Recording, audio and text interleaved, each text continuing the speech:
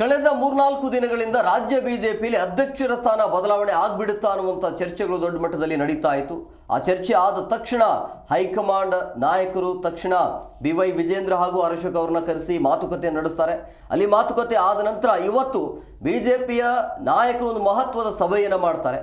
ಮುಂದಿನ ದಿನಮಾನಗಳಲ್ಲಿ ರಾಜ್ಯ ಸರ್ಕಾರದ ವಿರುದ್ಧ ಹೋರಾಟ ಯಾವ ರೀತಿಯಾಗಿರಬೇಕು, ಜೊತೆಗೆ ಅಧ್ಯಕ್ಷರ ಸ್ಥಾನ ಬದಲಾವಣೆ ಆಗಬೇಕಾ ಬೇಡವಾ, ಅಥವಾ BY ವಿಜೇಂದ್ರ ಅವರ ಕಾರ್ಯವೈಖರಿ ಹೇಗಿದೆ ಅನ್ನೋದ್ರ ಬಗ್ಗೆ ಇವತ್ತಿನ ಸಭೆಯಲ್ಲಿ ಚರ್ಚೆ ಆಗುತ್ತೆ.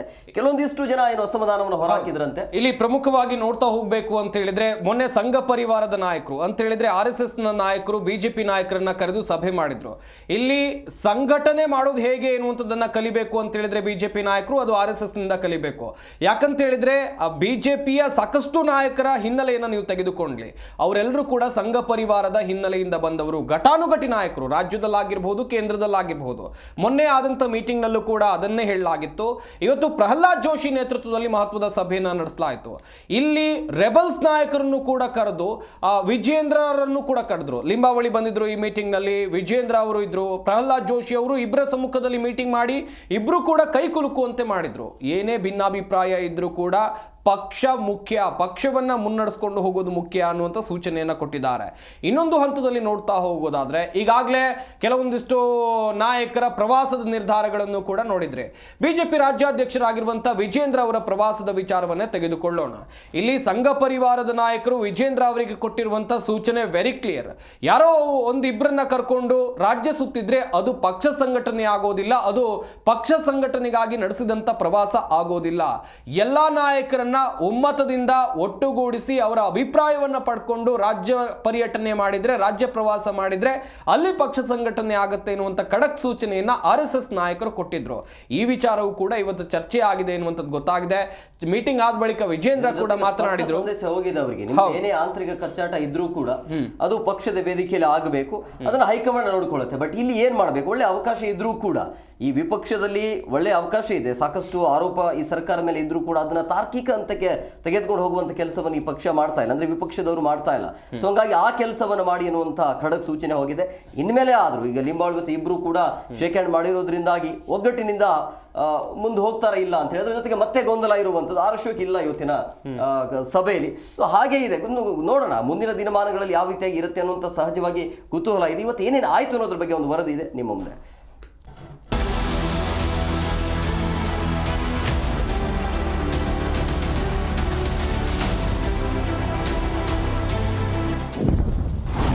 ಸಂಘದ ಸೂಚನೆ ಹಿನ್ನೆಲೆ ಬಿಜೆಪಿ ನಾಯಕರ ಮಹತ್ವದ ಮೀಟಿಂಗ್. ರಾಜ್ಯ ನಾಯಕರನ್ನ ಒಟ್ಟುಗೂಡಿಸೋಕೆ ಪ್ರಹ್ಲಾದ್ ಜೋಶಿ ಟಾಸ್ಕ್.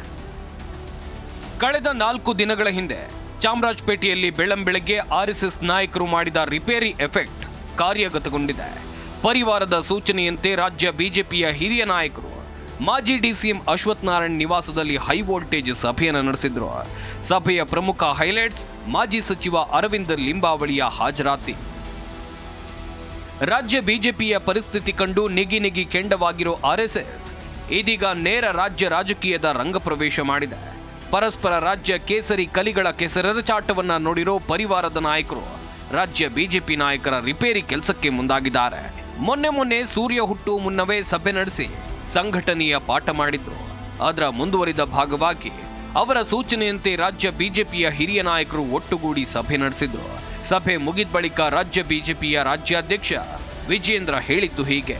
ಹಿರಿಯರು ಸಮಗ್ರವಾಗಿ ಚರ್ಚೆ ಮಾಡಿ ಏನೋ ರಾಜ್ಯ ಸರ್ಕಾರದ ವಿರುದ್ಧ ಅನೇಕ ಜ್ವಲಂತ ಸಮಸ್ಯೆಗಳಿದ್ದಾವೆ ರಾಜ್ಯದಲ್ಲಿ. ರಾಜ್ಯ ಸರ್ಕಾರದ ಕಾರ್ಯವೈಖರಿ, ಯಾವ ರೀತಿ ಬಂಡ ಕಾಂಗ್ರೆಸ್ ಸರ್ಕಾರ ವಿರುದ್ಧ ಹೋರಾಟಗಳನ್ನು ನಾವು ಕೈಗೆತ್ತಿಕೊಳ್ಬೇಕು, ಯಾವ ರೀತಿ ಹೋರಾಟದ ರೂಪುರೇಷೆಗಳು ಇರಬೇಕು, ಇದ್ರ ಬಗ್ಗೆನೂ ಕೂಡ ಸಾಕಷ್ಟು ಚರ್ಚೆ ಮಾಡಿದ್ದೇವೆ. ಅದೇ ರೀತಿ 9-10 ತಂಡವನ್ನು ಮಾಡಿ ಜಿಲ್ಲೆಗಳಿಗೆ ಪ್ರವಾಸ ಮಾಡಬೇಕು. ಆ ಜಿಲ್ಲೆಯಲ್ಲಿರ್ತಕ್ಕಂಥ ಸಮಸ್ಯೆಗಳನ್ನು ಕೂಡ ತೆಗೆದುಕೊಂಡು ಜಿಲ್ಲಾ ಕೇಂದ್ರಗಳಲ್ಲೂ ಕೂಡ ಹೋರಾಟವನ್ನು ರೂಪಿಸಬೇಕು. ಎಲ್ಲ ವಿಚಾರಗಳನ್ನು ಕೂಡ ನಾವು ಚರ್ಚೆ ಮಾಡಿದ್ದೇವೆ. ವಿಜೇಂದ್ರ ಏನ್ ಹೇಳಿದ್ರು ಅಸಲಿ ಕಹಾನಿಯೇ ಬೇರೆ. ಪ್ರಮುಖವಾಗಿ ಸರ್ಕಾರದ ವಿರುದ್ಧ ಹೋರಾಟ ಮಾಡಬೇಕಾದ್ರೆ ಮೊದಲು ತಮ್ಮ ವಿರುದ್ಧ ಹೋರಾಟವನ್ನು ನಿಲ್ಲಿಸಿ ಒಟ್ಟಾಗಬೇಕು ಅಂತ RSS ಸ್ಪಷ್ಟ ಸೂಚನೆಯನ್ನು ಕೊಟ್ಟಿತ್ತು. ಅದರಂತೆ ರೆಬಲ್ ಟೀಮ್ನ ಫ್ರಂಟ್ ಲೈನ್ ಲೀಡರ್ ಅರವಿಂದ್ ಲಿಂಬಾವಳಿಯನ್ನ ಸಭೆಗೆ ಕರೆಸಿಕೊಂಡ ನಾಯಕರು ಅನೇಕ ವಿಚಾರವನ್ನ ಚರ್ಚೆ ನಡೆಸಿದ್ರು. ವಿಜೇಂದ್ರ ಲಿಂಬಾವಳಿ ಹ್ಯಾಂಡ್ ಶೇಕ್ ಮಾಡಿಸಿದ ಜೋಶಿ. ವಿಜೇಂದ್ರ ಕಾರ್ಯವೈಖರಿ ಬಗ್ಗೆ ಸಭೆಯಲ್ಲಿ ಅಸಮಾಧಾನ. ಮುಂದೆ ಹೀಗಾಗದಂತೆ ನೋಡಿಕೊಳ್ಳುವೆ ಎಂದ ವಿಜೇಂದ್ರ. ತುಂಬಾ ದಿನಗಳ ನಂತರ ಸಭೆಗೆ ಬಂದಿದ್ದ ಲಿಂಬಾವಳಿ ಮತ್ತು ರಾಜ್ಯಾಧ್ಯಕ್ಷ ವಿಜೇಂದ್ರ ನಡುವೆ ಹ್ಯಾಂಡ್ ಶೇಕ್ ಮಾಡಿಸಿದ್ರು ಪ್ರಹ್ಲಾದ್ ಜೋಶಿ. ನಂತರ ವರಿಷ್ಠರು ನೀಡಿರೋ ಸೂಚನೆಯನ್ನ ಸಭೆಯ ಗಮನಕ್ಕೆ ತಂದರು ಜೋಶಿ. ಸಭೆ ಆರಂಭದಲ್ಲೇ ವರಿಷ್ಠರು ನೀಡಿರೋ ಸೂಚನೆ ಬಗ್ಗೆ ತಿಳಿಸಿದ್ರು. ರಾಜ್ಯದಲ್ಲಿ ಪಕ್ಷದ ಸ್ಥಿತಿ ತೀರಾ ಕೆಳಮಟ್ಟಕ್ಕೆ ಬಂದಿದೆ. ಇದನ್ನ ಸರಿಪಡಿಸುವ ಕಲೆಯನ್ನ ಮೊದಲು ಮಾಡಬೇಕು ಅಂದರು ಜೋಶಿ. ನಾವು ಸರ್ಕಾರದ ವಿರುದ್ಧ ಹೋರಾಟ ಮಾಡೋ ಮೊದಲು ನಮ್ಮ ನಡುವೆ ನಡೀತಾ ಇರುವಂತಹ ಹೋರಾಟಕ್ಕೆ ಬ್ರೇಕ್ ಹಾಕಬೇಕು. ಇದು ಸಂಘದ ಸೂಚನೆ ಅಂತ ಹೇಳಿದ್ರು. ಈ ವೇಳೆ ರಾಜ್ಯಾಧ್ಯಕ್ಷ ವಿಜೇಂದ್ರ ಕಾರ್ಯವೈಖರಿಯನ್ನ ಅನೇಕರು ಪ್ರಶ್ನೆ ಮಾಡಿದ್ರು.